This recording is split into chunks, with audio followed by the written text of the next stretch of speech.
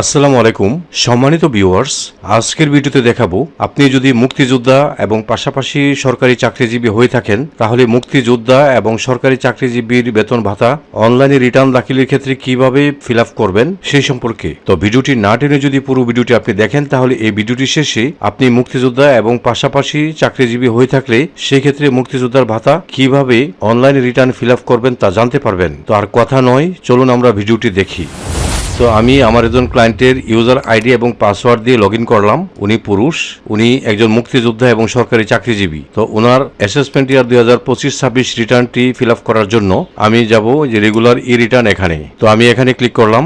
এখানে ক্লিক করার পরে যেহেতু উনি সরকারি চাকরিজীবীও, এই জন্য আমি ওনার হেডস অফ ইনকামে ইনকাম ফ্রম এমপ্লয়মেন্ট এটা দেব, এবং যেহেতু উনি মুক্তিযোদ্ধা এবং মাসিক 20,000 টাকা করে ভাতা পেয়ে থাকেন এই জন্য আমি ট্যাক্স এক্সেম্পটেড ইনকাম এটা আমি ইয়েস দিয়ে দিব। মুক্তিযোদ্ধার ভাতাটা সম্পূর্ণ কিন্তু ট্যাক্স এক্সেম্পটেড, এই জন্য আপনারা ইয়েসে ক্লিক করবেন। তো আমি ইয়েসে ক্লিক করলাম, করার পরে সেভ এন্ড কন্টিনিউ এখানে ক্লিক করবেন। তো আমি এখানে ক্লিক করলাম। তো এখানে ক্লিক করার পরে location of main source of income, ওনার ইনকামের সোর্সটা কোথায় এই ড্রপডাউন বাটনে ক্লিক করে সিলেক্ট করে দিবেন। তো আমার যে ক্লায়েন্ট উনি এনি আদার এরিয়া, তাই আমি এটা সিলেক্ট করে দিলাম। তারপরে দেখেন উনি যেহেতু পুরুষ এবং উনি একজন মুক্তিযোদ্ধা, তাই আমরা এই যে war wanted gazetted freedom fighter এইটা আমরা টিক মার্ক দিয়ে দিব। এইটা যদি টিক মার্ক দিয়ে দিই তাহলে ওনার ইনকাম 5 লক্ষ টাকা পর্যন্ত ট্যাক্স ফ্রি থাকবে। আমি দেখাবো, আপনারা ধৈর্য ধরে ভিডিওটা দেখেন। তো আমি এটা টিক মার্ক দিয়ে দিলাম। দিয়ে দেওয়ার পর গেজেটেড মুক্তিযোদ্ধা যারা আছেন আপনাদের অবশ্যই একটা গেজেট নাম্বার থাকে, সেই নাম্বারটা আপনারা এখানে দিয়ে দিবেন। তো আমি এটা দিয়ে দিই, আমি নাম্বারটা দিয়ে দিলাম। দেওয়ার পরে উনি যেহেতু সরকারি চাকরিজীবী, ওনার কিছু বিনিয়োগ আছে, জিপি ফান্ডে আছে, কল্যাণ তহবিলে আছে, তাই আমি এটা ইয়েস দিলাম। আর এখানে দেখেন আইটি 10B রিকোয়ারমেন্টসে গ্রস ওয়েলথ ওভার 50 লাখ, উনি 50 লক্ষ টাকার উপরের সম্পদ নেই, তাই নো দিচ্ছে। ইয়েস দিতে পারেন যাদের আছে, তো আমার ক্লায়েন্টের নাই তাই নো দিলাম। এই অপশনগুলিও আমি বিভিন্ন ভিডিওতে বলে দিচ্ছি, তো এগুলি যদি আমি আবার বলি তাহলে বড় হয়ে যাবে, আর বললাম না। তো আমার ক্লায়েন্টের এগুলি নাই এই জন্য নো দিলাম। আপনাদের যদি এগুলি থাকে তাহলে ইয়েস দিবেন। তারপরে আমি সেভ এন্ড কন্টিনিউ এখানে ক্লিক করব। তো আমি এখানে ক্লিক করলাম। এখানে ক্লিক করার পরে আমরা এই যে অ্যাসেসমেন্ট এটা পার হয়ে আসছি, এখন আমরা ইনকাম পেজে আসছি। তারপরে আমরা রিবেটে যাব, তারপরে এক্সপেন্ডিচারে যাব, তারপরে অ্যাসেট এন্ড লায়াবিলিটিস এগুলি আমি দেখাবো, ট্যাক্স পেমেন্টও আমি দেখাবো আপনাদেরকে। তো দেখেন উনি একজন চাকরিজীবী হিসাবে ওনার যে বেতনটা, একজন চাকরিজীবী হিসাবে ওনার বেসিক হলো 1 বছরে এটা, এবং ফেস্টিভ্যাল এটা, এই দুইটা কিন্তু ট্যাক্সেবল ইনকাম, ঠিক আছে। তো এই দুইটাই মিলে কিন্তু ওনার যে ইনকামটা হয় এটা কিন্তু ট্যাক্স আসে না। আচ্ছা, আমি যদি এখানে দেখেন 4 লক্ষ দিয়ে দিই, এই 2 এর জায়গাতে আমি 4 দিয়ে দিই, তো আমরা জানি একজন পুরুষের 3,50,000 টাকা হলেই ট্যাক্স চলে আসে। তো উনি যেহেতু মুক্তিযোদ্ধা, সেই ক্ষেত্রে দেখেন 3,50,000 সবার হয়ে গেছে, ট্যাক্স আসবে না। আমি দেখাবো, আগে সেভ করে নিই। সেভ করে নিলাম। এখন এমপ্লয়মেন্ট সামারি এখানে ক্লিক করি। তো এখানে ক্লিক করার পর দেখেন ওনার ট্যাক্সেবল ইনকাম 4,50,580 টাকা, কিন্তু ওনার ট্যাক্স আসবে না, কারণ উনি মুক্তিযোদ্ধা। উনি সর্বোচ্চ ট্যাক্সেবল ইনকাম এখানে 5 লক্ষ হতে পারবে, কোনো ট্যাক্স আসবে না। তো আমি এটা আপনাদের দেখাই, আমি ওনার যে কোনো ট্যাক্স আসবে না এটা দেখার জন্য আমি ট্যাক্স এন্ড পেমেন্টে যাচ্ছি। তো এখানে ক্লিক করলাম। হ্যাঁ, এখানে ক্লিক করার পর দেখেন ইনকাম ফ্রম এমপ্লয়মেন্ট এই যে 4,50,580 টাকা। এখন যদি আমি স্ক্রল করে নিচের দিকে যাই, এই যে দেখেন ওনার পেয়েবল ট্যাক্স কিন্তু 0। কেন 0 হয়েছে? যেহেতু যে আমরা প্রথমেই গেজেটেড মুক্তিযোদ্ধাটা সিলেক্ট করে দিয়েছি, এই জন্য ওনার কোনো ট্যাক্স আসে নাই, ঠিক আছে। তো আসলে এই জিনিসটা দেখাইছি আপনাদেরকে বোঝানোর জন্য। তো এখন আমি আবার ইনকাম পেজে যাই, এই যে ইনকাম। তো ওনার বেতনটা কিন্তু আসলে বেসিক পেটা এত না, এখানে 2 ছিল, আমি আবার আগের মতো 2 দিয়ে দিলাম। এটা শুধু দেখাইলাম যে ওনার ট্যাক্স দিয়ে আসবে না। এখন দেখেন উনি যেহেতু মুক্তিযোদ্ধা, উনি কিন্তু মাসে 20,000 টাকা করে ভাতা পেয়ে থাকে, এই জন্য যে ট্যাক্স এক্সেম্পটেড ইনকাম এটা কিন্তু আমরা পূর্বের পেজে সিলেক্ট করেছিলাম, তাই না। এখন আমরা এই পেজে যাব। এই পেজে যাওয়ার জন্য আপনি এখানেও ক্লিক করতে পারেন, অথবা এই যে সেভ এন্ড কন্টিনিউতে ক্লিক করলেই আমাদেরকে এই যে ট্যাক্স এক্সেম্পটেড পেজে নিয়ে আসছে। এখন এই যে ট্যাক্স এক্সেম্পটেড ইনকাম টাইপ আপনি এখানে ক্লিক করবেন। করার পরে উনি যেহেতু মুক্তিযোদ্ধা ছিল, এই যে মুক্তিযোদ্ধা কল্যাণ ট্রাস্ট এটাতে ক্লিক করবেন। এটা ক্লিক করে দিলাম। তারপরে পার্টিকুলার দেখেন, পার্টিকুলারে আপনি লিখে দিবেন ফ্রিডম ফাইটার। তো পার্টিকুলারসে আমি ফ্রিডম ফাইটার্স লিখে দিলাম। তারপর নেম অফ দ্য অর্গানাইজার এখানে লিখবেন মিনিস্ট্রি অফ ফ্রিডম ফাইটার। তো আমি এটা দিয়ে দিলাম ministry of freedom fighters. Reference নং, আপনার যে ভাতাটা আসে সেই ভাতার মধ্যে একটা রেফারেন্স নাম্বার থাকে, সেই নাম্বারটা আপনি দিয়ে দিবেন। তো আমি এখানে দিয়ে দিলাম।